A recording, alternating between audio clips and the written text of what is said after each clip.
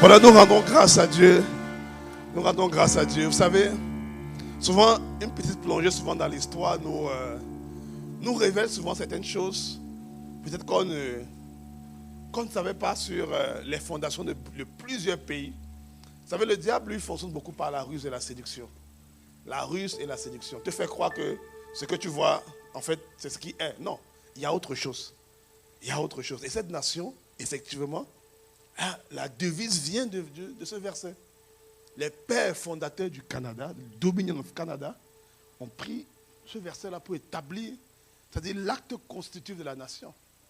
Donc quelqu'un ne vient pas nous dire non ici, on ne parle pas de Dieu. Non, pas du tout. C'est quelqu'un qui ne connaît pas l'histoire. Amen. Amen.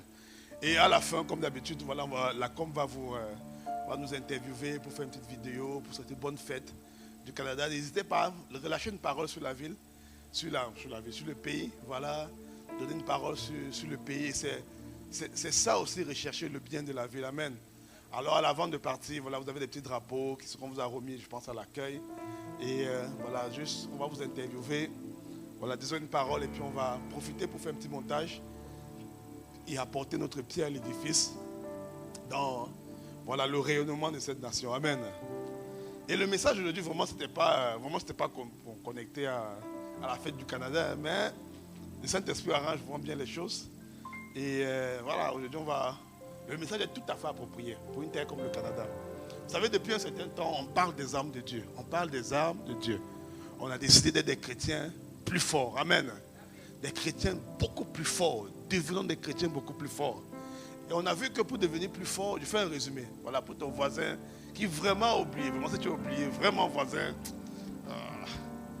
je ne sais pas ce qu'on peut faire pour toi. Parce que on rappelle ça depuis un certain temps déjà. Mais je vais rappeler. L'apôtre Paul dit, je ne cesse de répéter ces mêmes choses car c'est salutaire pour vous. Amen. Alors c'est important de répéter. Donc, je disais qu'on a vu les armes de Dieu depuis un certain temps. Parce qu'on a vu qu'on ne peut pas résister au diable sans avoir les armes de Dieu. Là où on est faillible, là où on tombe, où on est faible, bien-aimé, c'est parce qu'il y a une âme qu'on a négligée. Ne nous y trompons pas, il y a forcément une âme qu'on a négligée. Forcément. Donc on a eu à cœur vraiment, par la grâce de Dieu, de parcourir vraiment toutes les armes de Dieu. Éphésiens chapitre 6, Éphésiens chapitre 6, à partir du verset 10. Voilà, la Bible nous parle des armes de Dieu. Et on a dit justement que, avant tout propos, l'efficacité des armes de Dieu dépend d'une prière persistante et d'une intercession qui ne se relâche pas. Bon, là, comme vous pouvez afficher les versets en même temps, dans Éphésiens chapitre 6, verset 10, version parole vivante. L'efficacité des armes de Dieu dépend d'une prière persistante et d'une efficacité et d'une prière persistante, d'une intercession qui ne se relâche pas. Je pense que c'est 18. Éphésiens 6, 18, parole vivante. Et on a vu que la première âme qu'on a vue, c'était avoir à nos reins la vérité pour ceinture. On a expliqué que avoir à nos reins la vérité pour ceinture, ça veut dire en fait faire en sorte que nos pensées soient contrôlées par la vérité de Dieu, parce que Dieu dit. Parce qu'en fait, on a dit que la ceinture permet de contrôler le mouvement de quelque chose. On a vu l'exemple des ceintures de sécurité dans la voiture ou dans l'avion. Donc, avoir la ceinture au niveau des reins veut dire en fait qu'il faut que la vérité contrôle nos mouvements. Il faut que ce que Dieu dit contrôle nos mouvements à l'intérieur, parce que les reins sont à l'intérieur. C'est bon? Donc, on a vu justement que manier cette âme-là veut dire en fait faire en sorte que tout ce qui est à l'intérieur de nous, en fait, soit l'émanation de la vérité. Toutes nos pensées soient l'émanation, soit le reflet de ce que Dieu dit. On a dit que si quelqu'un arrive à faire ça, alors il sera libre à l'intérieur. Donc toutes les prisons intérieures sont réglées par cette arme-là. Chaque arme a quelque chose qu'elle règle, qu'elle apporte. On se comprend? Donc avoir à nos reins la ceinture pour vérité règle tout ce qui est prison intérieure. Voilà. Je fais un résumé, les enseignements sont... Voilà, allez au MCA, ils vont vous donner les audios, je pense. Et la deuxième arme qu'on a vue, c'est... avoir porté, revêti la cuirasse de la justice. La cuirasse de la justice, on a vu que la cuirasse se porte à l'extérieur. À l'extérieur, et la justice, lorsqu'on parle de justice, on sous-entend les lois ou les principes de Dieu. Les lois ou les principes de Dieu. Quand on parle des lois ou les principes de Dieu, on ne parle pas de la loi de Moïse, non. on parle des lois qui ont été établies dans le monde spirituel. On a vu que dans le monde spirituel, il y a des tribunaux, il y a des cours, il y a des trônes, il y a la cour céleste de justice, il y a le trône de justice, il y a le trône de grâce, il y a des lois. On a même vu que le salut que nous avons reçu, ça vient d'une décision de justice. C'est parce que Jésus a été tué injustement, on a pris sa vie injustement, donc il a demandé les dommages et intérêts.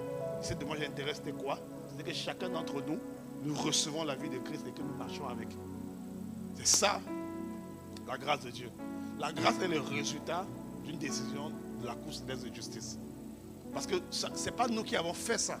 C'est Jésus qui l'a fait et nous recevons ça. C'est ce qu'on appelle la grâce. C'est une faveur imméritée, avec une capacité surnaturelle. Parce qu'il y a la vie de Jésus derrière.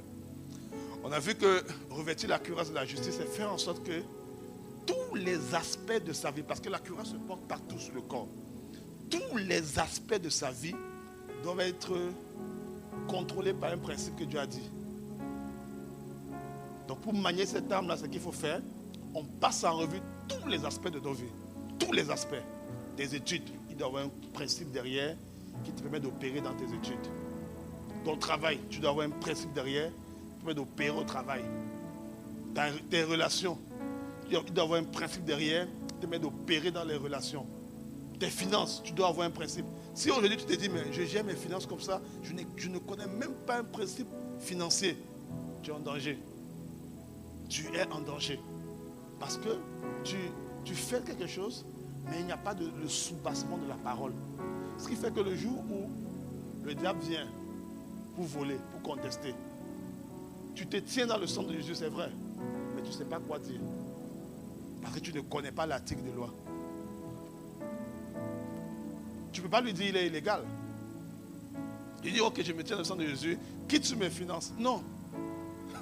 Il n'y a pas de verset qui dit quitte sur mes finances. Et on a dit qu'en fait, imaginez un enfant qui va dans un cours de justice. Il dit, ça m'appartient. On dit, mais pourquoi ça t'appartient? Il dit, non, parce que c'est mon père qui m'a dit que c'est à moi. Est-ce que vous imaginez ça? Donc imaginez, on va dans un cours de justice, quelqu'un entre dans la cour et son père c'est le juge. Il dit, ok, cette voiture c'est pour moi. On dit, mais pourquoi c'est pour toi? Parce que mon père m'a dit que c'est pour moi. Non, ça ne va pas suffire. Tu dois démontrer, tu viens avec des papiers, des documents, des choses. En fait, tu dois te conformer au droit, même si ton père, c'est le juge. Donc, même si Dieu, qui est le juste juge de notre père, ça ne nous prive pas de nous conformer au principe. On se comprend? Voilà. Donc, il y a beaucoup de personnes qui prient Dieu, mais qui violent les principes. La grâce de Dieu est là, mais ils ne peuvent pas jouir des choses parce que Dieu est un juste juge. Beaucoup d'étudiants, ils prient Dieu, mais ils n'étudient pas. Donc, tu ne peux pas avoir les notes. Même si Dieu t'aime, Dieu va te dire, ok, je t'aime, tu vois, vraiment, Yako, ça va passer, tu vois, la prochaine session, tu vas faire. Tu vois, Dieu va te dire ça. Parce que c'est ton papa, il t'aime, mais il ne peut pas violer ses principes. La Bible dit qu'il a mis sa parole au-dessus de lui. Tu dis, Seigneur, aide-moi, le temps passe, le temps passe. Dieu regarde, est-ce que tu as pratiqué les principes qui attirent la bonne personne? Non, il va te dire, ma fille, garde la foi. Ça arrive. Pourtant, tu cries à Dieu. Donc, on peut crier à Dieu nuit et jour. Mais Dieu, il n'entend pas. Ou du moins, s'il entend, il ne fait rien. Parce que ce qui le fait bouger, c'est sa parole. Tant que le principe n'est pas engagé, Dieu ne bouge pas. C'est pourquoi il dit, je veille sur ma parole afin de l'exécuter. Il ne veille pas sur nos pleurs. Tu peux pleurer, crier à Dieu. S'il n'y a pas la parole qui est engagée, le ciel regarde, il dit, elle crie. Comment soulager là? Aidez-la. Mais quel est le principe? Même le passage que le juge unique et la veuve, où Jésus nous encourage à prier. Il dit qu'une veuve est venue voir le juge, elle a crié au juge. Elle disait quoi au juge? Fais-moi justice. Elle n'a pas dit au juge, pardon, aide-moi, je souffre trop. Non. Elle a dit au juge, fais-moi justice de ma partie adverse. Donc quelque part, elle avait le droit. Elle avait le droit. Ce n'est pas parce qu'on a le droit sur quelque chose que la chose sera comme ça. Non. Le diable, c'est un usurpateur. Il va vouloir venir voler la grâce, voler la faveur. Mais maintenant, nous qui connaissons les articles de loi, on dit non, tu es illégal. Tu es illégal. Cette maladie est illégale. Cette sentence est illégale. On peut plaider. Mais tu dis non, je souffre trop, aide-moi. Oui, on te comprend, on compatit. On dit ouais, vraiment on compatit. Tu comprends? Mais il n'y a pas le principe derrière. C'est ça la cuirasse de la justice. C'est un rappel. Ça marche? Ok. Donc aujourd'hui on va voir la troisième arme. Donc voilà. On peut remettre Éphésiens chapitre 6 à partir du verset 14. La Bible dit, tenez donc ferme, ayez à vos reins la vérité pour ceinture. Première arme. Revêtez la cuirasse de la justice. Deuxième arme. Maintenant, je vais voir la troisième arme. La troisième arme. Au verset 15, la version seconde 21, s'il vous plaît. La Bible dit, mettez comme chaussure à vos pieds le zèle pour annoncer l'évangile de paix. Mettez comme chaussure à vos pieds le zèle pour annoncer l'évangile de paix. C'est une arme, en fait, toutes les armes sont redoutables. Mais cette arme-ci, beaucoup la banalisent. C'est une arme qui est beaucoup banalisée. Parce que les deux premières armes, en fait, elles vont améliorer tes conditions de vie sur la terre. Et directement, quand tu les pratiques. Quand tu pratiques l'arme qu'on appelle la ceinture, avoir la ceinture de la vérité au niveau des reins, tu es libre des prisons intérieures, tu le vois. Tu peux constater que le rejet que tu avais, tu n'as plus. La peur que tu avais, tu n'as plus. Les pensées impures que tu avais, tu n'as plus. Ça, c'est la ceinture de la vérité. Quand tu pratiques la justice, quand tu as la cuirasse de la justice, tu te rends compte que tu opères, tu fonctionnes au niveau de tes finances, au niveau de tes études, au niveau de ton travail différemment. Tu vois les résultats. Mais ça, cette arme-ci, en fait, c'est l'arme qui, c'est à partir d'ici que le ciel commence à être excité. C'est à partir de ça. Toutes les armes qu'on va voir par la suite concernent un peu, vont affecter comment le ciel va agir vis-à-vis de chacun d'entre nous. Les deux premières armes, en fait, quand tu es libéré des prisons intérieures, c'est bien, mais au ciel, bon écoute, on est content pour toi. Mais c'est la norme. Quand tu opères selon les principes de Dieu, on est content, c'est la norme au ciel. Mais quand tu commences à avoir à tes pieds le zèle pour annoncer l'évangile de paix, le ciel te regarde différemment. Les caméras du ciel se braquent sur ta vie différemment. On va le voir tout à l'heure, je vais vous montrer. Les caméras du ciel se braquent sur ta vie de manière extraordinaire. Quand tu commences à avoir à tes pieds le zèle que procure l'évangile de paix, le zèle pour annoncer la parole de Dieu, le ciel te regarde différemment. Ouais. C'est comme si c'est une caméra qu'on braque, un zoom. On braque sur toi. On dit, waouh. Pourquoi? On va le voir tout à l'heure. Je ne vais pas devancer les choses. Et le titre de mon message ce matin, c'est comment braquer les caméras du ciel sur ta vie. Comment braquer les caméras du ciel sur ta vie. Comment braquer les caméras du ciel sur ta vie. C'est-à-dire que le ciel connaît tout le monde. Tous ceux qui sont en Christ, le ciel nous connaît. Mais il y a des personnes sur la terre qui, par leurs actions, par leurs attitudes, créent quelque chose au ciel. Font quelque chose dans le monde spirituel. C'est-à-dire, créent une sorte de ferveur, d'effervescence dans le monde spirituel. Dans le monde spirituel. On va le voir. Maintenant, observons l'arme. Comme on a fait avec les autres armes, observons cette arme de Dieu. Il dit, ayez à vos pieds, le zèle pour annoncer l'évangile de paix.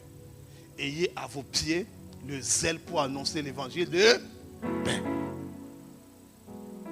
Et, bien aimé, observons l'arme.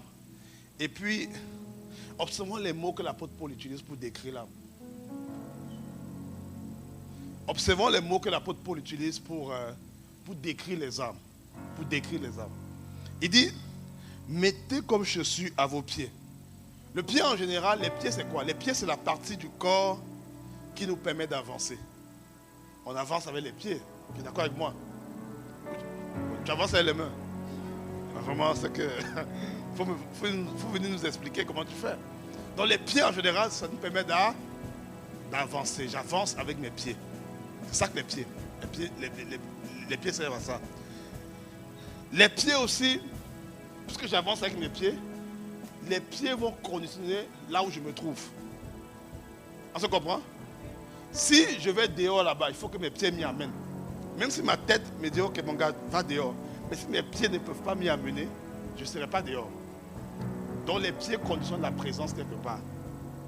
Les pieds conditionnent la présence de quelqu'un, d'un endroit. Les pieds font référence à la manière d'avancer.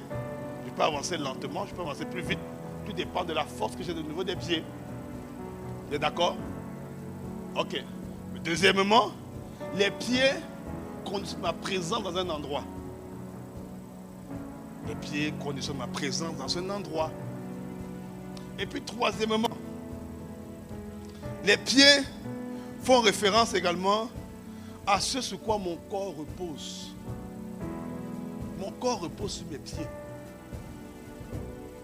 Mon corps repose sur mes pieds. Mon fondement, c'est-à-dire le fondement de mon corps, ce sur quoi mon corps est établi, ce sont mes pieds.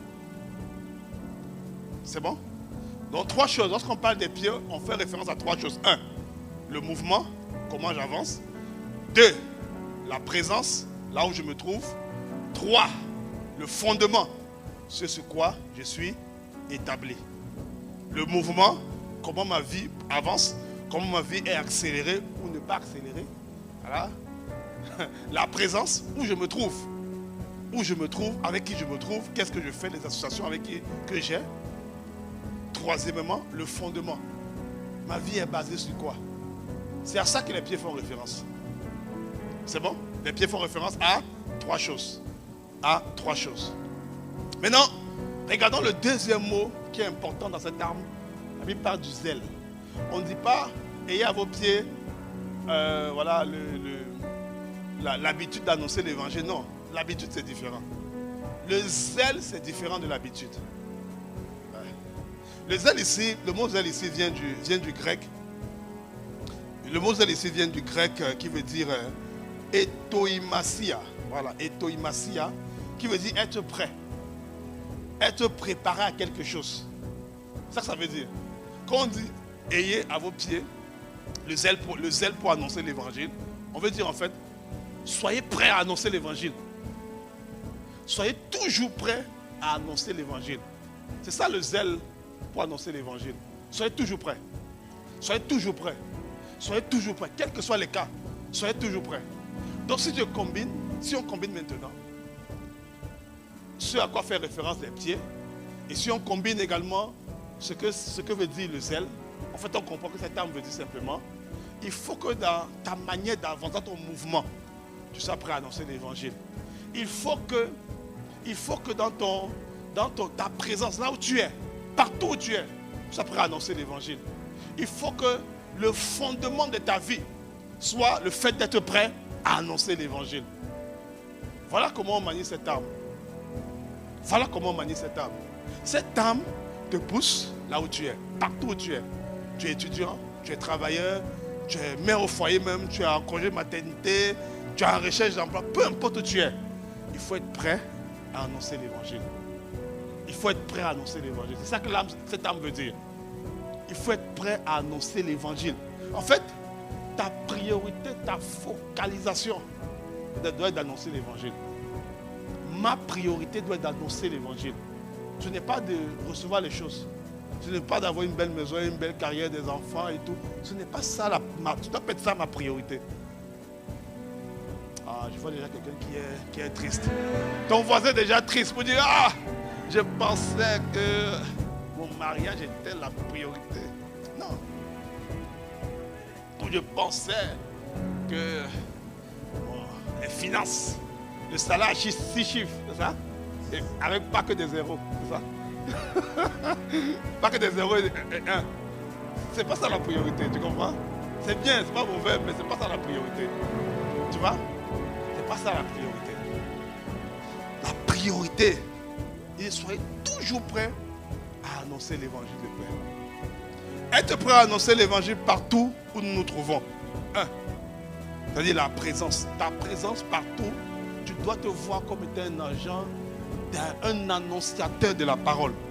Un annonciateur à l'école, à la maison, dans la famille, sur les réseaux sociaux. Partout partout. Tu n'es pas sur les réseaux pour checker. Ah, mais c'est quoi la vie de l'autre? Ah, mais c'est quoi la vie d'un tel? Ah, mais c'est quoi la vie? Qu'est-ce qui se passe là-bas? Qu'est-ce qui se passe à gauche? Ah, tel a fait ci, tel a fait ça. Il y a eu telle émission, telle chose. Non. Sur les réseaux, partout où tu es, en ligne ou en présentiel, tu es un agent, un annonciateur de l'évangile de paix. Tu es un propagateur de bonnes nouvelles. Partout. Partout, partout, partout. Ton télé, partout, sur WhatsApp, partout. Partout. Tu dois le faire, bien-aimé. Beaucoup ne font pas ça parce qu'ils ne voient pas la portée que ça a sur leur propre vie. C'est pourquoi ils ne le font pas. Mais c'est ce qu'il faut faire. 1 Corinthiens chapitre 9 au verset 16.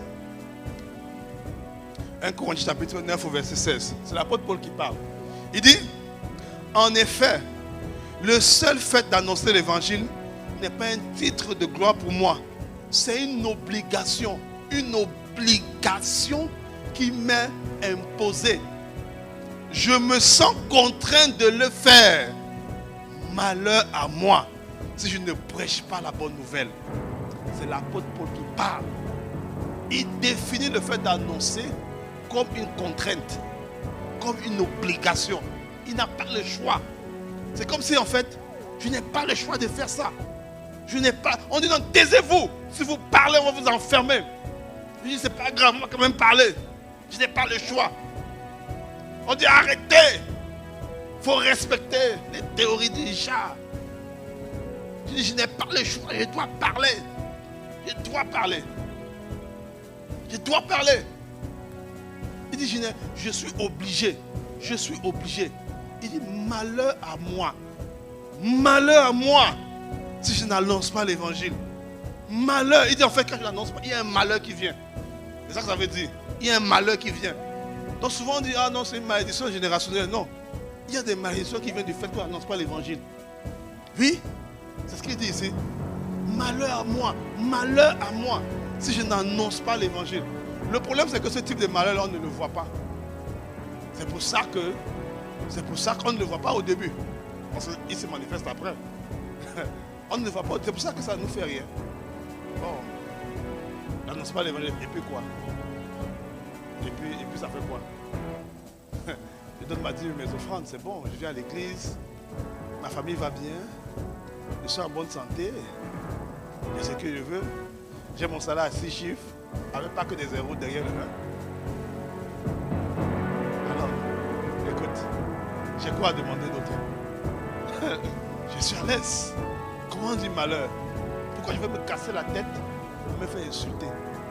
Pour que j'aille voir quelqu'un, il me méprise. Il n'a même pas mon niveau d'études. Il va m'insulter. Il va me banaliser en route. Et je vais l'appeler au téléphone. Il va me dire des bêtises. Il va mal me parler. Pourquoi je vais faire ça? Je suis serein. En plus à l'église, je suis un ancien de l'église. Je sers à l'église, je modère, je parle. Donc, franchement, je sers déjà Dieu. Je sers à la solo. Bon, c'est un exemple. Non, c'est un exemple. En plus, le fait qu'il sert à la solo, il annonce beaucoup l'évangile. Donc, voilà, c'est un exemple. Tu vois, je sers à l'église. Je ne vais pas dire des patrons maintenant. Je sers. Et je prie sur la tour de prière. Gloire à Dieu. Je fais ci, je fais ça. Il dit malheur à moi si je n'annonce pas l'évangile. C'est une nécessité qui m'est imposée. Qui m'est imposée. Est-ce que quelqu'un dit malheur à lui quand il n'annonce pas l'évangile? Est-ce qu'on dit ça? Oh. Vous savez, un jour, Dieu m'avait interpellé. J'ai oublié le nom, il m'avait montré. Il m'avait dit, va sur Internet, tape le nombre de personnes qui meurent chaque minute. Essaie de taper, juste pour savoir. Il y a des statistiques qui me disent combien de personnes meurent chaque minute.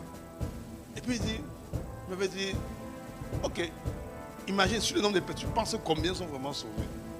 Donc chaque minute là, il y a des gens qui sont en train d'agoniser. Il y a des gens qui sont en train d'agoniser, qui agonisent. Pourquoi? Parce que tu as peur d'être rejeté? Tu as peur, tu n'as pas le temps? Non, je suis trop occupé. J'ai femme et enfants. Ok. C'est moi qui t'ai donné la femme et l'enfant. Ou les enfants. puis tu n'as plus le temps. L'apôtre Paul dit, malheur à moi si je n'annonce pas l'évangile. Oh non. Nous disons encore, je ne suis pas assez affermi. Quand il sera affermi, je vais parler. J'ai mes propres problèmes. Comment je peux aller annoncer l'évangile? Il y a la femme que Jésus a rencontrée dans le puits.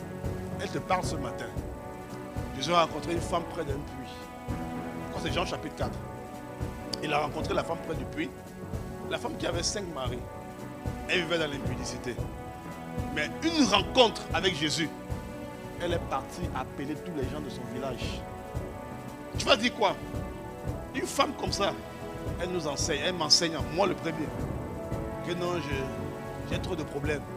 Je lutte encore avec les péchés. Je ne peux pas annoncer l'évangile. Non, bien aimé, non. Non. Tu luttes avec les péchés, mais tu travailles, tu vas au travail. Est-ce que tu dis, bon, je ne travaille plus, je ne fais plus rien, tu sais que je sors du péché, tu ne dis pas ça. Mais quand c'est pour annoncer l'évangile, tu sors, il y a des... Non, ce n'est pas normal. Si tu as donné ta vie au Seigneur, tu as quelque chose à dire. Si tu as rencontré Jésus, tu as forcément quelque chose à dire. Quoi? Pourquoi tu as donné ta vie à Dieu? Parle de ça. Parle de ça. Parle de ça. Il y a des gens qui veulent entendre ça. Il y a des gens qui veulent entendre ça. Tu dis non, c'est un petit témoignage. Il n'y a pas de petit témoignage. Il n'y a pas de petit témoignage. Quelqu'un qui a rencontré Jésus a à dire. Toute personne qui a rencontré Jésus a à dire. Elle a quelque chose à dire. Quelque chose à dire. J'ai partagé avec des frères d'un passant de frontière récemment le désir de... Il faut que chacun ait son témoignage. Au moins écrit quelque part. Même si tu ne mets pas ton nom, il n'y a pas de problème. Il n'y a pas de souci, ne mets pas ton nom. Mais écris ton témoignage. Partage-le, partage-le. Partage aux gens. Tu as un témoignage. Si tu as, même si tu dis je lutte, ok, mais tu as donné ta vie au Seigneur. Mais pourquoi tu as donné ta vie au Seigneur alors? Qu'est-ce qui t'a touché? Qu'est-ce qui a fait que tu t'es converti? Ne me dis pas que tu viens parce que si tu n'es pas converti, voilà, viens, on se voit après le culte. Mais si tu as donné ta vie à Christ, tu as quelque chose à dire. Tu ne peux pas me dire que je n'ai rien à dire. C'est pas vrai. Tu ne peux pas me dire ça. Donc, on a toujours quelque chose à dire. L'une des choses que Dieu attend de nous, c'est d'annoncer l'évangile partout où nous sommes. Partout où nous sommes. C'est la première chose. Être prêt à annoncer l'évangile partout où nous nous trouvons. C'est-à-dire, notre présence doit être un endroit propice pour parler de l'évangile. Partout où nous sommes. Que ce soit en famille. Je me retrouve en famille. Non, en famille ici, on a les traditions, on fonctionne comme si. Nous aussi, non, on est des cartésiens. On est des traditionnalistes. Non, c'est la famille, ils m'ont vu comment j'étais petit, comment j'ai fait mes bêtises. Non, ce sont mes amis, ils m'ont vu quand j'étais petit. Ils ont vu telle chose, ils ont vu telle chose. Ils ne peuvent pas accepter. Non, ils sont trop cartésiens, ils sont trop durs. Non, bien-aimés, non. On annonce l'évangile partout. Partout. Au début, quand j'ai donné ma vie au Seigneur, j'avais peur de parler de ma foi à mes parents, à mes frères, à mes soeurs. Alors j'ai prié. Seigneur, je te recommande mes frères, mes parents. Mes parents. Puis j'ai commencé à parler. La première fois que j'ai parlé de l'évangile à mon père, c'était par message. Mais je n'osais pas lui parler en face. Mais il fallait que je lui parle. Il fallait que je lui parle. J'ai écrit un message, j'ai envoyé. Et puis j'ai même coupé mon téléphone pendant un certain temps. Tu vois? Il faut parler. Tu ne forces pas ta famille, mais tu dois leur parler. Tu dois leur annoncer. Partout où nous trouvons, on annonce. Après qu'ils donnent leur vie au Seigneur, ça, c'est leur responsabilité avec Dieu. On prie pour eux, on annonce. On prie, on annonce. Toute occasion est bonne. On annonce. On ne force pas, on annonce. Avec sagesse. Mais on doit annoncer. On doit annoncer. On doit annoncer. Et le jour d'aujourd'hui, bien-aimé, au début, c'était les critiques. Tu as quitté la tradition familiale. Tu as quitté les us et coutumes familiales. Au début, c'est toujours comme ça. C'est les moqueries, c'est les critiques. Mais quand tu es permanent, tu es, comme on appelle la fidélité, tu es fidèle. Tu restes, tu es fidèle, tu es fidèle, tu es fidèle, tu es fidèle. À un moment donné, les critiques, les moqueries, on commence à se dire, mais il ou elle persévère, il y a quelque chose derrière. Si tu as un bon comportement, mais si tu fais ça et que tu as un mauvais comportement, c'est toi le voyou de la famille, vraiment il y a un problème. Hein? Il faut manifester de bons fruits. Et quand tu persévères. Au début, il y a le mépris, il peut y avoir plein de choses. C'est pas grave. La certitude de la vérité va gérer le rejet là. Tu comprends? On a vu la certitude de la vérité, ça va gérer ça. Mais après maintenant là, continue, sois ferme. Sois ferme, sois ferme. Et puis un à un. Ma première petite soeur, donnez sa vie au Seigneur. Ma deuxième petite soeur, donnez sa vie au Seigneur. L'autre petite soeur encore, donnez sa vie au Seigneur. Ma mère, donnez sa vie au Seigneur. Mon petit frère, donnez sa vie au Seigneur. Il reste mon père, c'est le dernier récalcitrant. Donnera sa vie au Seigneur. Ouais. Tu dois parler du Seigneur partout, partout. Partout, bien aimé. Et tu sais, un jour, il y avait quand moi j'étais à l'université, il y avait des gens que je voyais, je disais non, celui-là, il ne peut même pas accepter l'évangile. Il ne peut même pas accepter, elle ne peut même pas accepter l'évangile. Et non, c'est une fille, elle aime tout le monde. Elle ne peut pas accepter l'évangile. Et puis un jour, je l'ai vue vraiment dans une église, la même fille là. Je dis non, elle dit lui a donné sa vie au Seigneur. Elle dit, tu es chrétien? Il dit oui, je suis chrétien. Elle ne savait même pas, j'étais chrétien depuis 3 ans, elle ne savait pas. On se fréquente tous les jours à l'université. Ce qu'on appelle les agents secrets spirituels. Ils sont à l'université, ils sont au travail. On ne peut même prier pour manger avant de manger. Non. Ici, il faut respecter les gens. Non. Quand les gens mettent les t-shirts avec des messages bizarres, quand ils mettent les vêtements avec des messages bizarres, est-ce qu'on te respecte? Est-ce qu'on t'a demandé ton avis pour ça? Pourquoi est-ce que tu vas te priver? Non, tu respectes, mais tu ne te prives pas de parler, d'exprimer qui tu es. On se comprend?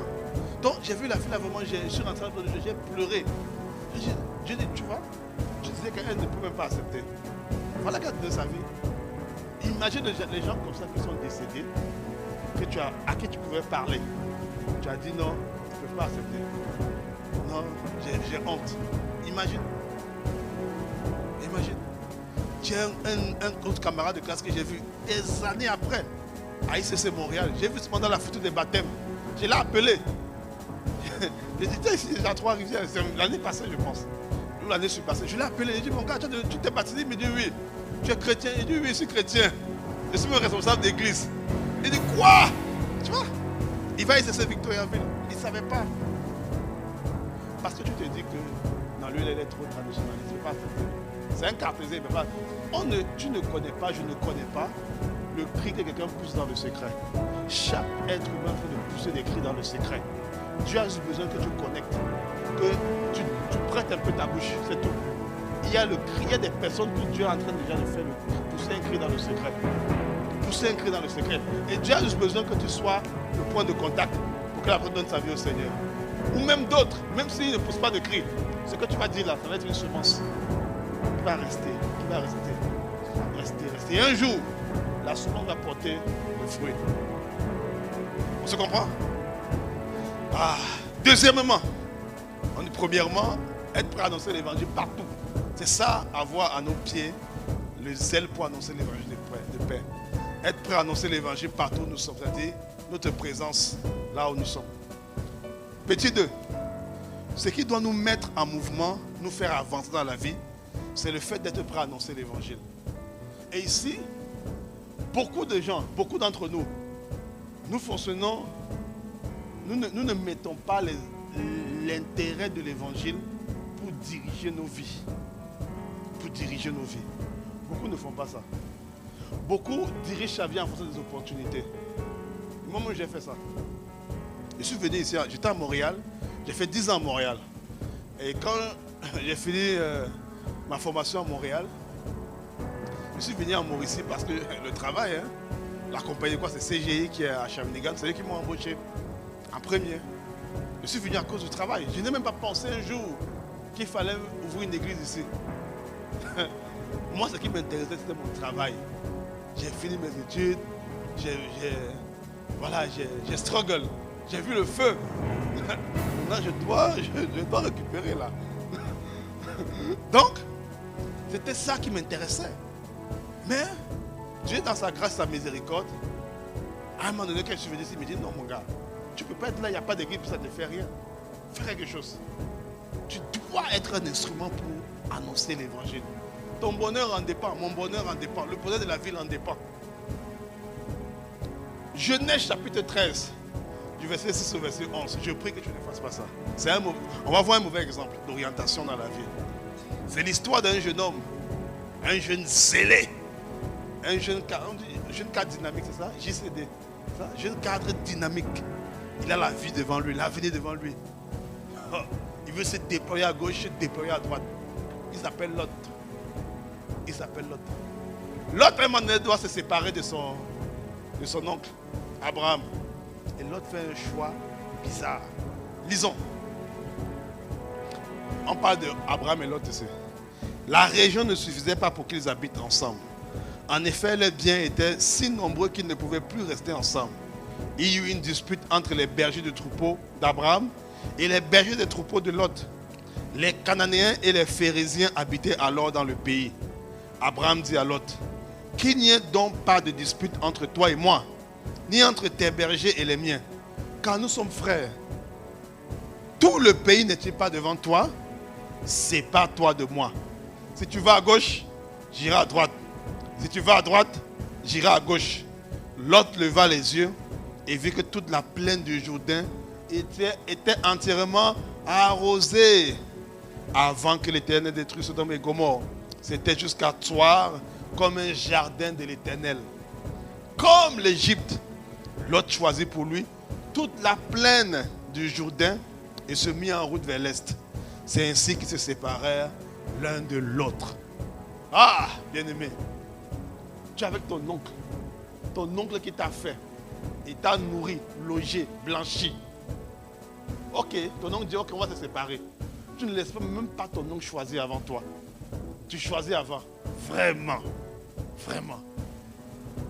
Et même dans le choix que tu fais, toi Lot, tu dis ok, il a dit qu'on se sépare, ok, on va voir ça.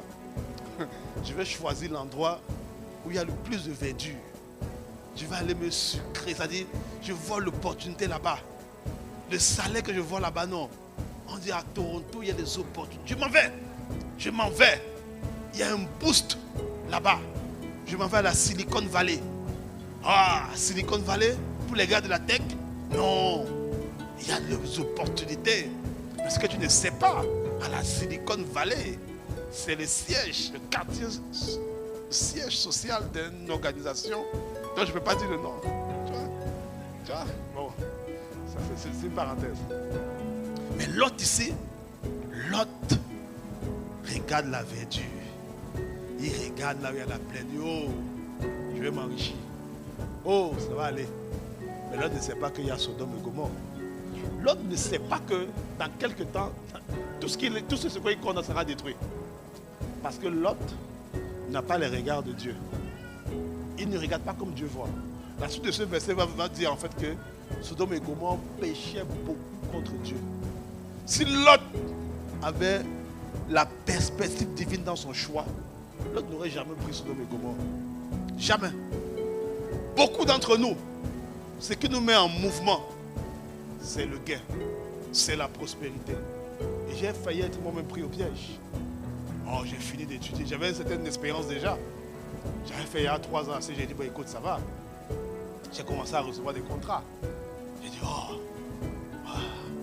on me proposait des contrats à 6 chiffres. Pas que des zéros après le 1. Tu comprends? C'est ça. On vient ici. Toi, tu fais quoi là-bas? Toi, Olivier, tu fais quoi là? Ça se passe ici. On me proposait des contrats.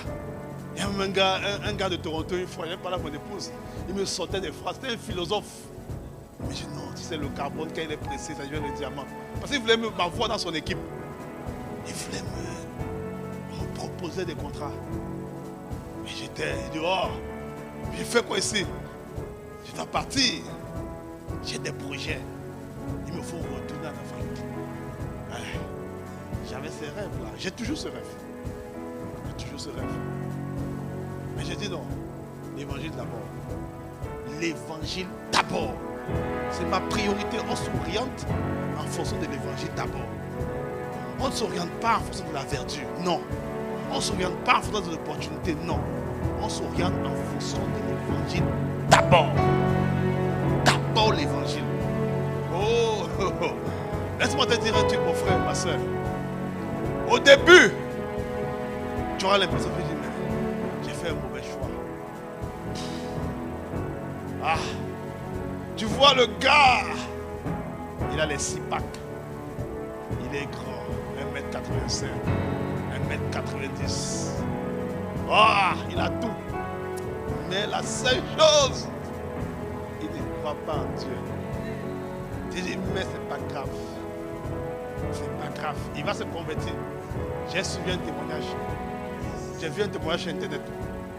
Une femme qui est arrivée comme ça, donc je vais prier, Dieu va faire. Le type a écrit dans sa parole que voilà, si on prie selon sa volonté, c'est la volonté que le gars se convertisse. Que si on prie selon... Il y a toujours un verset pour justifier les choses comme ça.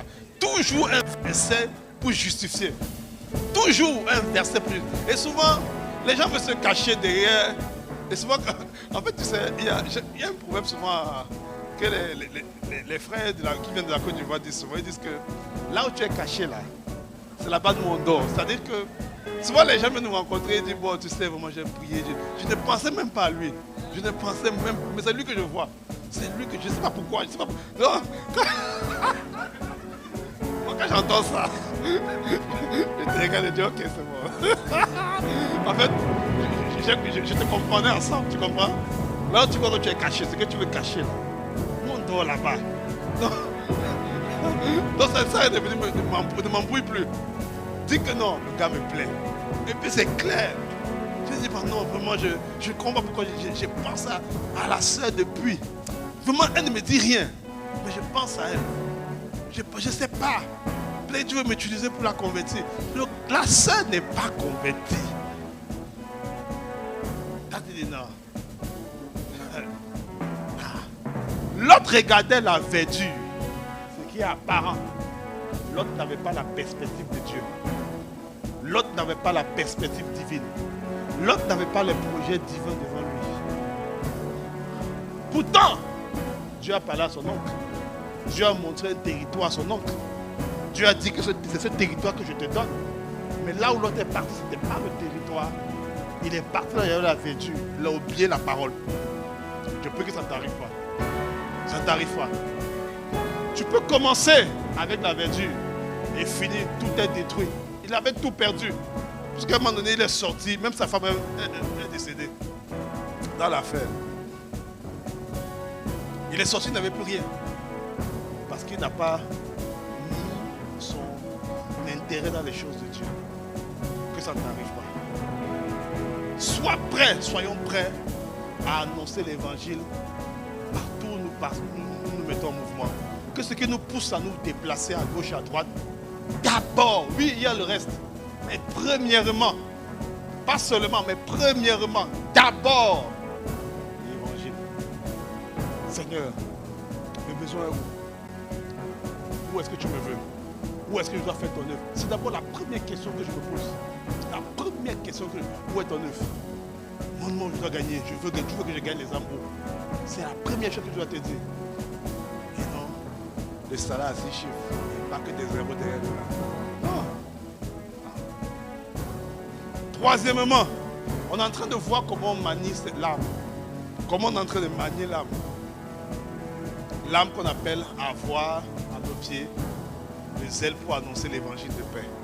Donc troisièmement, il faut que... On a dit les pieds c'est quoi? On a dit les pieds c'est quoi? Le mouvement, la présence et le fondement. On a vu la présence, on a vu le mouvement. Maintenant on va voir le fondement. Troisièmement donc, il faut que le fondement de notre vie doit reposer sur le fait d'annoncer l'évangile. En fait, il faut que tout ce qu'on voit de moi, tout ce qu'on me voit faire en dessous, il y ait l'intention d'annoncer l'évangile derrière. Le fondement de quelque chose, c'est quoi? C'est ce qui soutient la chose. Si on me voit étudier, je suis un étudiant, mais non, en dessous, j'ai l'intention d'annoncer l'évangile. Si on me voit travailler, je suis un travailleur, mais en dessous, j'ai l'intention d'annoncer l'évangile. L'apôtre Paul le dit, 1 Corinthiens chapitre 9, du verset 20 au verset 23. Il dit, avec les Juifs, j'ai été comme juif. Pourquoi? Afin de gagner les Juifs. Dont le voyait juif. Tout le monde, il se comportait comme juif, mettait peut-être comment on appelle, les favoris là, et le chapeau. Il partait à la synagogue. Il faisait tout ça. Il s'habillait comme les juifs là. Il s'habillait, il respectait même le sabbat. Il faisait toutes ces choses. On dit non, voilà un vrai juif. Non, ce n'est pas un vrai juif. Le fondement c'était quoi? Gagner les juifs. C'était ça. Il dit ensuite, avec ceux qui sont sous la loi, comme sous la loi, quoique je ne sois pas moi-même sous la loi, afin de gagner ceux qui sont sous la loi. On dit, mais on voit notre frère dans notre situation. On dit, mais il respecte toute la Torah. Là où on dit, voilà, quand il y a tel, il faut se laver les mains, tous les trucs qu'il faut faire au niveau de la Torah, le frère Paul le respecte, il respecte. Non, voilà, un gars qui croit à la Torah. Non, c'est un déguisement. Le fondement, c'était quoi? Gagner les gars qui sont sous la loi. On se comprend? Ensuite, il dit, avec ceux qui sont sans loi, avec ceux qui sont sans loi, les gars qui ont les déglos, les gars qui sont un peu bizarres, oh, ils parlent un peu comme ça, ils marchent un peu comme ça. On voit le même frère Paul, il marche comme eux. On dit, oh, c'est comment il parle, yo, comme ci, yo, comme ça, yo. On dit, mais frère, toi tu étais sous la loi hier, aujourd'hui tu parles comme ça, comment? Il dit, non, le fondement c'est quoi? Gagner les gars qui sont comme ça. Tout ce que nous faisons, il faut que le fondement soit gagner les gens. Si je suis étudiant, tu me vois à l'université, oui, c'est un déguisement. C'est un déguisement. Mais je suis en train déjà de prier Dieu dans le secret. Montre-moi comment je vais gagner, comment je vais annoncer l'évangile, comment je vais faire ça. Tu me vois travailler avec mes collègues, nous sommes en réunion de travail. C'est un déguisement, c'est un déguisement. J'ai commencé à prier pour chacun, pour chaque personne. Je dis, Seigneur, donne-moi, je vais annoncer l'évangile ici. C'est ça en fait, avoir à nos pieds le zèle que procure l'évangile. Mais il faut que le fondement de notre vie, le fondement de ce qu'on fait, où que tu sois, le fondement de ce qu'on fait doit être annoncer l'évangile. Annoncer l'évangile. Tu me vois sur les réseaux. Oui, c'est pas pour chiller. Non. Il y a un truc derrière. Annoncer l'évangile. Annoncer l'évangile. Tout ce que nous faisons. Il continue, il dit, j'ai été faible avec les faibles afin de gagner les faibles. J'ai été faible avec les faibles afin de gagner les faibles. Je me suis fait tout à tous afin d'en sauver de toute manière quelques-uns. Cette phrase est puissante. De toute manière, de toute façon, de toute habitude, de toute façon, sauver quelques-uns. Il fallait que de toute façon que quelques-uns soient sauvés. Je ne sauverai pas tous, mais moi, j'ai l'âme qu'on appelle à mes pieds, le zèle que procure l'évangile de paix. Donc de toute façon, je fais tout. De toute façon, même si tu me vois demain au Timothée en train de parler un peu avec quelqu'un, sache que je ne suis pas là pour causer avec lui longuement. Voilà. Il y a le fondement derrière, c'est d'annoncer l'évangile. Tout c'est ça. Tout c'est ça. Tout c'est ça. Tout c'est ça. C'est de trouver une brèche, parler de Dieu. Ça doit être ça, bien-aimé. C'est ce qu'on doit faire. C'est ça que veut dire avoir à nos pieds l'évangile, le zèle que procure l'évangile de paix. C'est ça. C'est ça. C'est ça. Donc quand tu vois un banquier à la banque, oui, tu es à la banque, tu te comportes comme un banquier, il n'y a pas de problème. Mais ton but c'est quoi? De gagner les banquiers. Gagner les banquiers. Tu es étudiant. Ton but derrière, gagner les étudiants. Bon, c'est sûr que pour les gagner, il faut que tu sois un bon étudiant. Si tu n'es pas bon, mon gars va te mépriser. Tu vas dire, non, celui qui a toujours F là, non, laissez-le dire, il ne sait pas ce qu'il dit. Toi, si tu es une lumière, tu as la tête, on dit non, le gars est sérieux. Il est sérieux dans son affaire.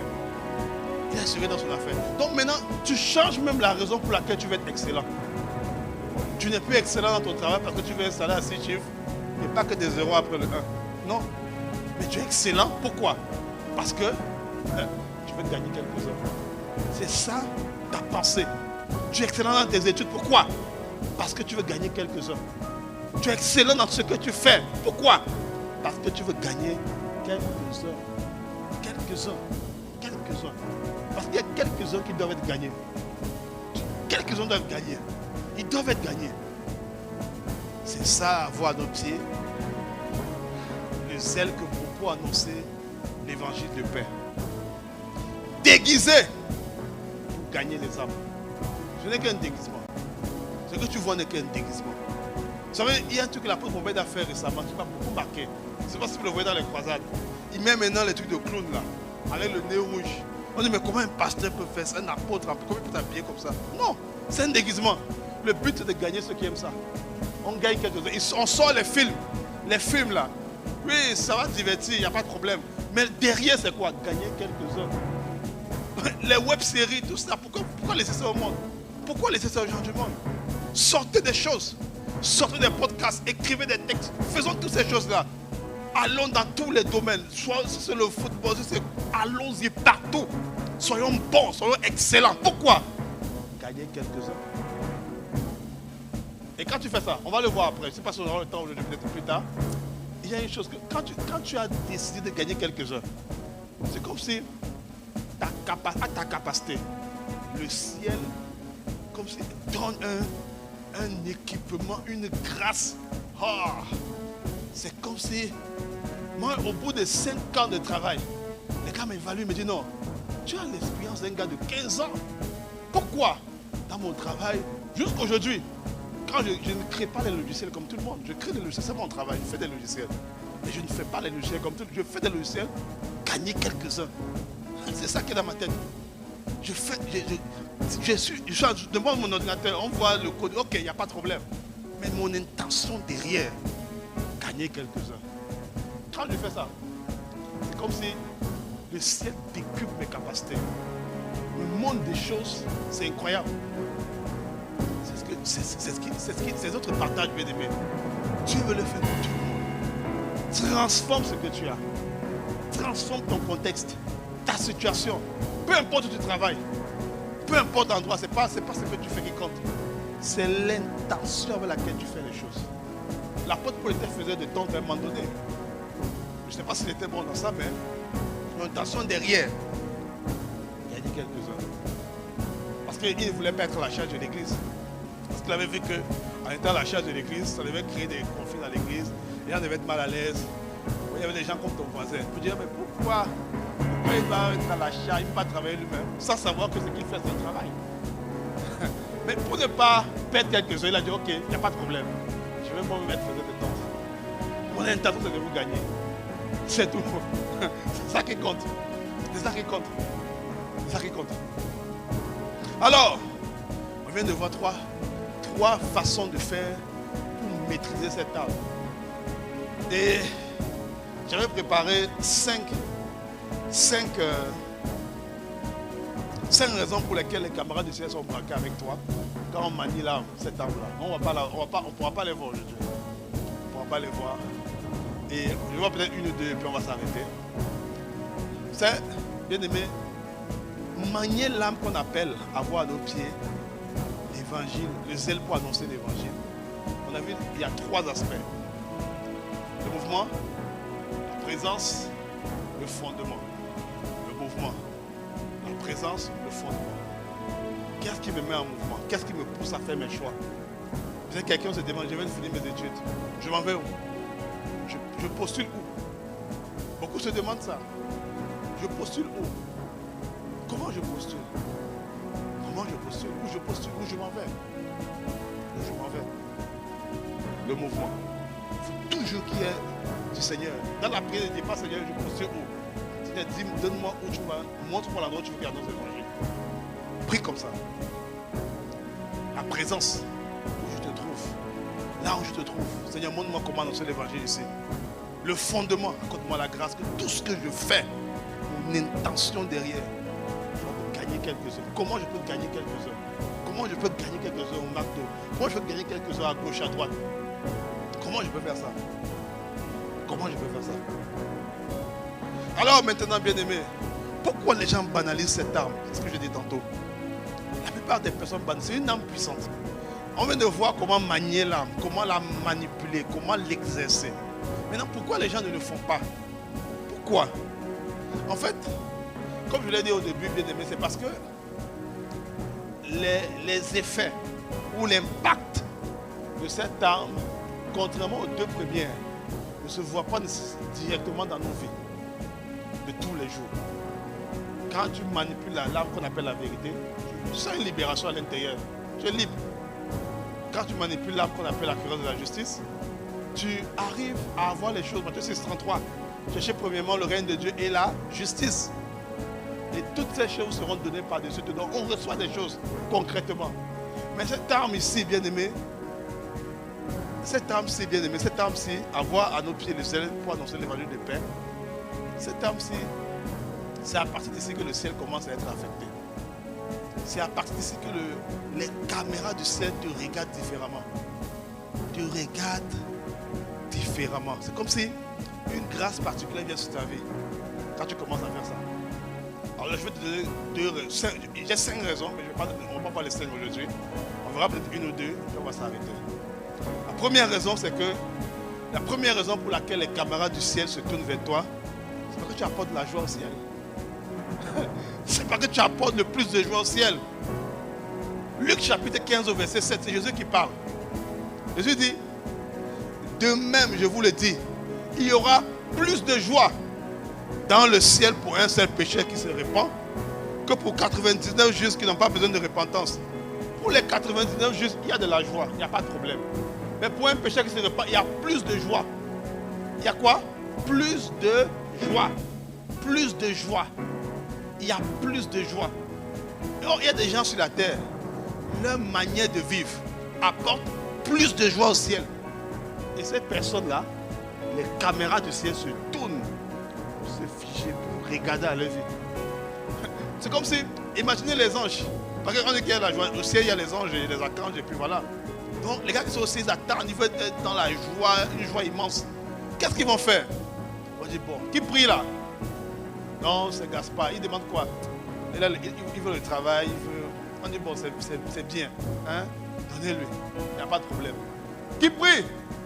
C'est un nom comme ça, Eric. Il n'y a pas d'Eric ici, j'espère. C'est Eric. Et puis, on dit, il veut quoi? Ah, il veut que telle personne donne sa vie au Seigneur. On dit, quoi? Wow, les gens commencent à se préparer. On dit, ok, il y aura la fête. Mais si un gars prie comme ça veut dire que ça va arriver. Il va, même si ce n'est pas la même personne, il y aura d'autres personnes. Donc, il met le ciel en ébullition. Le ciel en ébullition pour dire, waouh, on va fêter aujourd'hui. On va fêter aujourd'hui. L'autre prie, c'est quoi? C'est le mariage. On dit, ok, il n'y a pas de problème.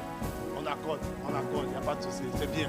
L'autre prix, c'est quoi? Non, il veut faire une campagne d'évangélisation, il veut, voilà, aller gagner une ville. Quoi? Oh, accorder, tu vois. Il y a, le ciel n'a pas la même joie pour tout le monde. C'est ça que je veux te dire. Le ciel n'a pas la même joie pour tout le monde. Donc les caméras du ciel sont braquées différemment. Pour quelqu'un qui donne plus de joie au ciel. Ça marche? C'est la première raison. C'est bon? C'est correct? On est ensemble? Vous êtes trop silencieux là. Est-ce que vous comprenez est-ce que vous recevez quelque chose? Ça va? Ok. Vous me rassurez.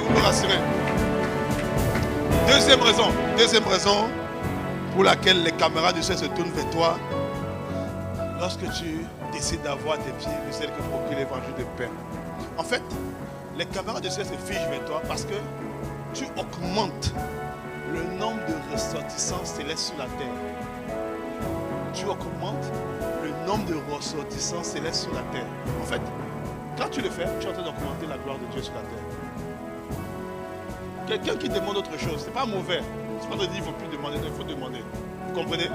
Mais quelqu'un qui fait ça, sa priorité, il demande quelque chose de plus excellent. Il augmente le nombre de ressortissants célestes sur la terre. Proverbe 4,28. Proverbe 4,28. Quand le peuple est nombreux, c'est quoi? Quand le peuple est nombreux, c'est quoi? Quand le peuple est nombreux, c'est quoi? Voilà. Quand le peuple est nombreux, quand les gens donnent leur vie au Seigneur, la gloire du roi est manifestée. Quand le peuple est petit, on est sur la ruine des princes. Donc plus tu annonces l'évangile, plus tu parles du Seigneur, plus tu entres au ciel, tu augmentes le niveau de gloire de Dieu sur la terre. C'est ce que tu es en train de faire. Plus les gens donnent leur vie au Seigneur, plus les gens vont se tourner vers Dieu, plus les cœurs sont tournés vers Dieu, plus la gloire de Dieu se déploie sur la terre. Et c'est pour ça que les caméras du ciel sont braquées sur toi.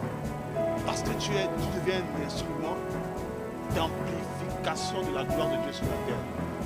Oh, En fait, tu deviens un élément d'amplification de la gloire de Dieu quand tu annonces l'évangile. C'est pourquoi les caméras du ciel sont braquées sur toi. On ne te regarde pas, tu n'es pas comme les autres. Quand je dis les autres, tu n'es pas des chrétiens. Hein? Tu n'es pas comme tous les chrétiens. Quand tu décides d'annoncer l'évangile, les caméras du ciel te voient différemment. Te voient différemment. Ah, j'ai encore le temps. On y va. Il y a des gens qui attendent après que tu les parles. Des gens qui attendent. Des gens qui attendent. Des gens qui attendent. Des gens qui attendent. Il y a des gens qui attendent. Il y a des gens qui attendent que tu leur parles. Romains chapitre 10, du verset 13 au verset 15. Romains chapitre 10, du verset 13 au verset 15. La Bible dit, car quiconque invoquera le nom du Seigneur sera sauvé. Comment donc invoqueront-ils celui en qui ils n'ont pas cru? Et comment croiront-ils en celui dont ils n'ont pas entendu parler? Et comment entendront-ils parler s'il n'y a personne qui prêche? Et comment y aura-t-il des prédicateurs s'ils ne sont pas envoyés? Selon qu'il est écrit qu'ils sont beaux les pieds de ceux qui annoncent la paix, de ceux qui annoncent de bonnes nouvelles. Pour que les gens croient, il faut que les gens prêchent. Pour que les gens croient, il faut que les gens prêchent. Pour que les gens croient, il faut que les gens prêchent. Pour que les gens croient, il faut que les gens prêchent. Tout le monde ne croira pas, c'est vrai. Mais pour que ceux qui doivent croire, croient, il faut que quelqu'un prêche. Alors ne responsabilise pas l'autre. Ne dis pas non, le pasteur va le faire. Ou non, non. Bon, les gars d'ISF vont faire, ou la sortie de version, on va le faire là-bas. Non. Pour que quelqu'un croit, il faut qu'on prêche. Pour que quelqu'un croit, il faut qu'on prêche. C'est lié. On ne peut pas vouloir que les gens se convertissent si on ne prêche pas.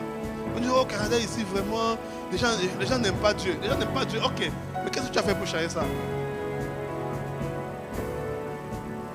Pour que quelqu'un croit, il faut qu'on prêche. Ça n'arrive pas au hasard. Tu comprends?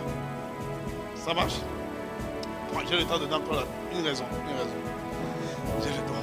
Les caméras du ciel se tournent vers toi. Pourquoi? Quand tu décides d'avoir à tes pieds le zèle, quand je décide d'avoir à mes pieds le zèle que procure l'évangile de paix, les caméras du ciel se tournent vers moi, car tout ce que j'ai devient utile pour le ciel. Oh! Tout ce que j'ai devient utile pour le ciel. En fait, quand quelqu'un dit, ok, je vais mettre à mes pieds le zèle que procure l'évangile de paix, en fait, le ciel réquisitionne et lui et tout ce qu'il a. C'est pourquoi il est écrit, moi et ma maison, pas moi seul. Moi et nous servirons l'Éternel. C'est pas moi seul. C'est comme si le ciel prend tout. Et on va voir un exemple quand le ciel prend tout. On va voir un exemple. Luc chapitre 5, du verset 1 au verset 6. Luc chapitre 5, du verset 1 au verset 6. La Bible dit, un jour, Jésus se trouvait au bord du lac Génézareth.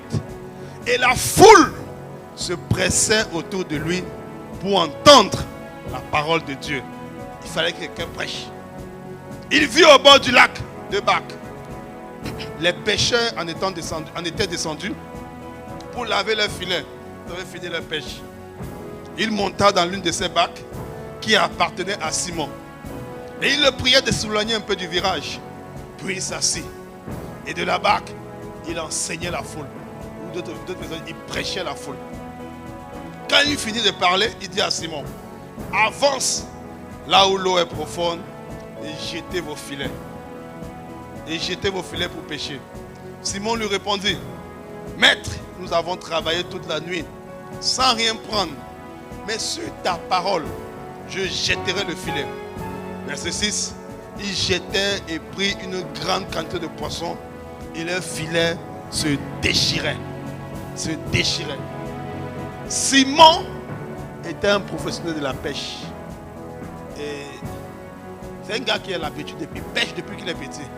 Bon, pêcher, c'est pas le... Bon, il faisait la pêche, pêcher les poissons, je veux dire. Voilà, depuis qu'il est petit.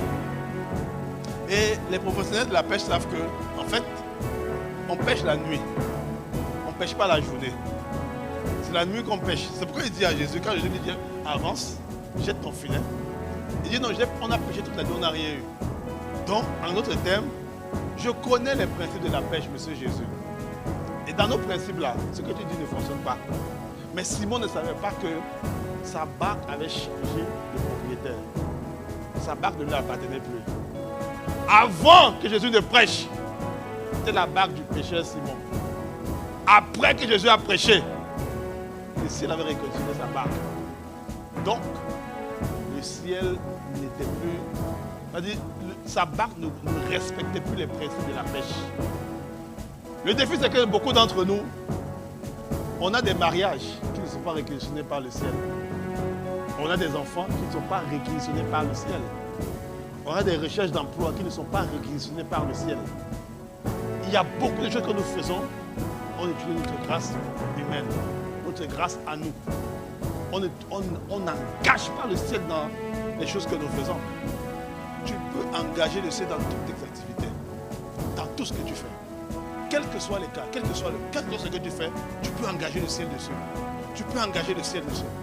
Tu peux engager le ciel dessus. Tu peux engager le ciel. Et quand moi j'étais étudiant, un jour j'ai commencé à paniquer. Que peut-être que mon papa demain n'aura pas assez d'argent pour m'envoyer et tout. Peut-être que mon papa il va s'appauvrir et tout. Et un jour j'ai entendu une voix. Engage les finances de ton père, de ton papa. Donc l'argent que mon papa me donnait, je prenais une partie du chemin à l'église. Quand je faisais ça, je venais d'engager ses finances dans l'annonciation de l'évangile.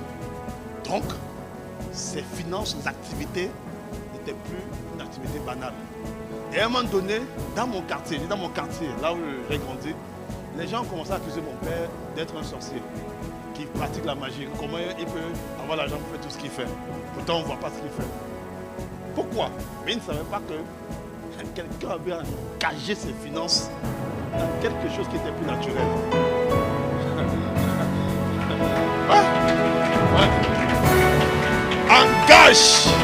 Engage. Tu cherches de l'emploi. Mais tu cherches de l'emploi avec ta grâce à toi, avec tes principes à toi. Mais engage l'annonciation de l'évangile dans l'emploi que tu cherches. C'est-à-dire quoi? Dis au Seigneur, non, donne-moi un emploi où Seigneur, je veux pouvoir annoncer ta parole. Ah, le Seigneur dit, ok, ça on aime ça. Ça on aime ça. Tu n'engages, tu recherches le bien-aimé, la bien-aimée, ou là, tu es en relation avec quelqu'un, mais tu n'engages pas le ciel dans ta relation. Tu dis, je ne comprends pas, ça bat de l'aile. Non. Il y a une femme qu'on appelle Anne. Elle dit que Dieu l'avait rendue stérile. C'est ce que la Bible dit. C'est Dieu qui l'avait rendue stérile. À un moment donné, elle a engagé son fils qu'elle n'avait pas dans le propos de Dieu. Elle a dit, si tu me donnes un enfant, je te le consacrerai. Le Seigneur dit, ok, ça j'aime ça. Elle venait d'engager sa conception avec le propos de Dieu. C'était fini. Elle ne pouvait plus être stérile. Parce que ses entrailles ne lui appartenaient plus. Ses entrailles n'étaient plus pour elle. Ses entrailles n'étaient plus pour elle. Tout ce que tu as, on te dit non, tu sais, tu es belle, tu as un beau sourire. Tu dis merci et puis tu continues. Non. Dis Seigneur, permets qu'au travers de ce sourire-là, les gens donnent le vie. Je les invite à l'église. Donne le vie au Seigneur. Quand tu fais ça, tu veux engager ta beauté là pour l'avancement du règne de Dieu. Engage tes choses. Engage. On dit il faut donner le covoiturage aux gens pour venir à l'église. Tu dis non, je ne suis pas dispo dans la gente. Oui, mais quand tu fais ça, quand tu es en train de faire ça, tu engages ta voiture dans autre chose qui te dépasse. Oh. Et ta voiture n'est plus ta voiture. Ta voiture n'est plus ta voiture. Il y a quelque chose, un cachet céleste qui vient. Le ciel dit cette voiture n'est plus. Quand on dit ouf, ta maison pour la famille d'Impact, ce n'est plus ta maison. Ce n'est plus ta maison. Il y a une femme qu'on appelle Dorcas dans la Bible. Elle était une couturière. Elle cousait les vêtements. Mais elle n'était pas une couturière comme tout le monde. Elle faisait les vêtements pour les apôtres, pour qu'ils aillent prêcher l'évangile. Elle a eu à décéder, cette femme-là. Vous pouvez l'afficher. Elle a eu à décéder. À un moment donné, qu'elle est décédée, on a dit aux disciples, une telle femme est décédée, voilà ce qu'elle faisait. Elle dit non, elle ne peut pas partir. Elle ne peut pas partir. On va la ramener. Et on l'a ressuscitée. Pourquoi? Parce que ce qu'elle faisait, la couture qu'elle faisait, celui-là, on avait besoin d'elle. Le ciel dit non, on n'a pas fini le travail. Elle n'a pas fini le travail de nous aider. Il faut qu'elle se relève. Elle doit continuer. Pourquoi? La couture qu'elle faisait n'était plus une couture normale. Elle avait engagé ça. Tu sais lire, tu sais écrire. Engage ça pour l'annonciation de l'évangile. Tu es diplômé. Gloire à Dieu. Tu as jeté, c'est pas quoi, le chapeau en l'air. On a filmé. Gloire à Dieu. Engage tes compétences. Engage ce que tu fais. Engage ce que tu as. Engage ta maison. Engage tes enfants. Non, Seigneur, je te consacre tes enfants.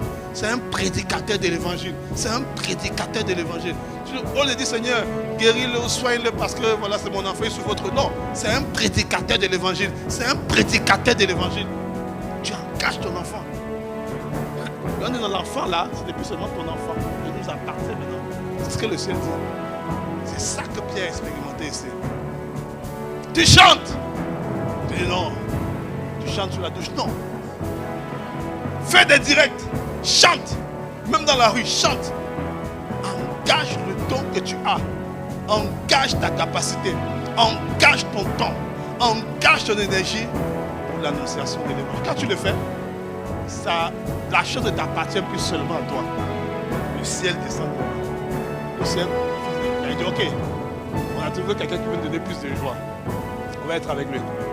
Et quand le ciel arrive, comme on a vu, il ne reste plus les principes. Il ne reste plus les principes humains. C'est les lois du ciel qui s'appliquent. C'est les principes célestes qui s'appliquent. Amen. Alors on finira les deux autres raisons la prochaine fois. Ah, tu ne veux pas manquer ça.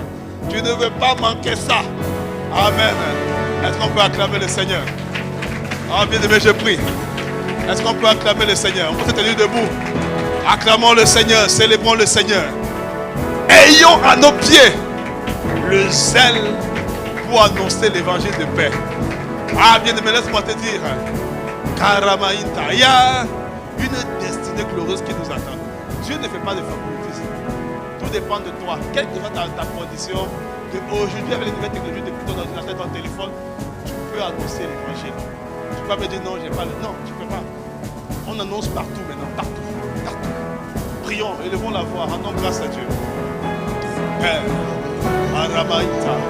Oh, qu'ils sont beaux les pieds de ceux qui annoncent l'évangile. Ah, qu'ils sont beaux les pieds de ceux qui annoncent l'évangile. Ils sont beaux les pieds de ceux qui annoncent l'évangile. Ah, élevons la voix, bien-aimés. Karamamaïta. Il nous accorde la grâce d'avoir à nos pieds le zèle, la ferveur, le fait d'être prêt à annoncer l'évangile. Ah, il y a des gens qui crient, qui attendent, comme le Macédonien. Il crie en Macédoine pour que Paul passe les libérer.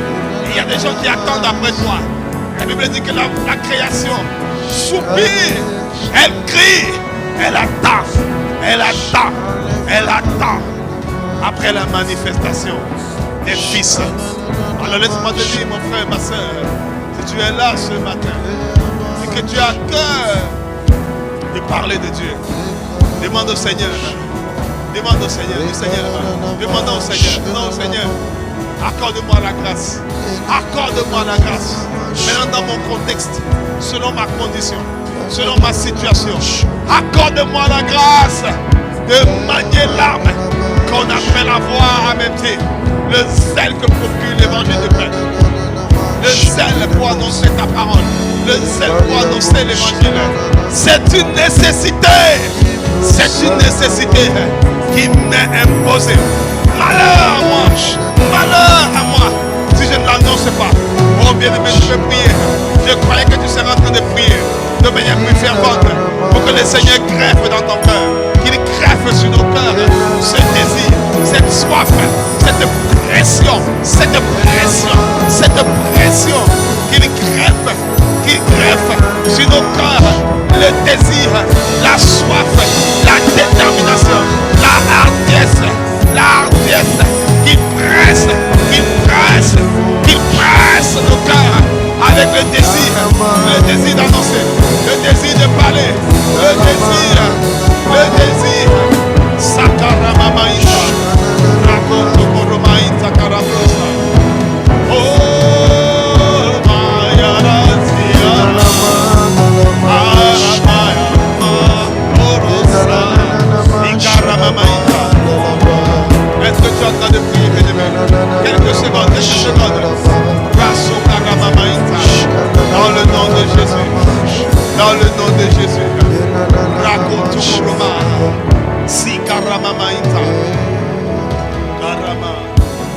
Avant de finir ce matin, mon frère, évidemment que pour annoncer l'évangile, il faut avoir reçu l'évangile. Pour annoncer l'évangile, il faut l'avoir reçu. Alors si tu es là, mon frère, ma soeur, ce matin, et que tu n'as pas encore reçu l'évangile, lève la main là où tu es. On va prier. Tu n'as pas reçu l'évangile. Tu n'as pas la certitude que tu es en Christ. Lève la main, on va prier ce matin. On va prier. Si tu es là ce matin, bien-aimé, c'est entre toi et le Seigneur. Ne regarde pas ton frère, ta soeur qui est à gauche, à droite. Ne regarde pas ces choses. Lève la main, simplement là où tu es. Et puis on va prier. Lève la main bien haut, bien haut, bien haut, bien haut. Pourquoi je te vois? Parce que je ne te vois pas. Je ne te vois pas, je ne vois pas ta main. Lève la main bien haut, bien haut, bien haut, bien haut. Alors que nous avons tous la tête baissée, les yeux fermés, je te demandais, mon frère, ma soeur, de lever la main bien haut. Levez la main bien haut. C'est un jour de salut. La Bible dit qu'il y a de la joie. Il y a plus de joie dans le ciel pour un seul pécheur qui se répand. Pour quelqu'un qui se répand, pour quelqu'un qui donne sa vie au Seigneur. Tu as l'opportunité ce matin de mettre le ciel en joie. De mettre le ciel dans la joie. Lève la main bien haut si tu es là ce matin et que tu veux donner ta vie au Seigneur. Père, nous te rendons grâce. Merci, Seigneur, pour cette parole. Merci, Seigneur. Je sais que tu nous apprends à être des chrétiens plus forts. Et cette arme, elle nous rend beaucoup plus forts. Elle nous donne de jouir de toute la capacité du ciel. De jouir d'une faveur particulière du ciel sur nos vies. Elle nous donne d'apprécier, de pouvoir recevoir une faveur particulière de la part du ciel. Elle braque les caméras du ciel sur nos vies. Père, nous te bénissons. Nous te rendons grâce. Alors que nous prenons l'engagement de la manier, accorde-nous la grâce maintenant. Que les témoignages, que les déblocages, que toutes sortes de guérisons, de miracles, de surnaturels, que toutes sortes de délivrances s'opèrent. Parce que le ciel aura un regard braqué, un regard permanent, un regard persistant sur nos vies. Nous te bénissons, nous te rendons grâce. Reçois l'honneur et mérite les acclamations et les actions de grâce. En le nom de Jésus. Nous avons ainsi prié, est-ce qu'on peut acclamer le Seigneur?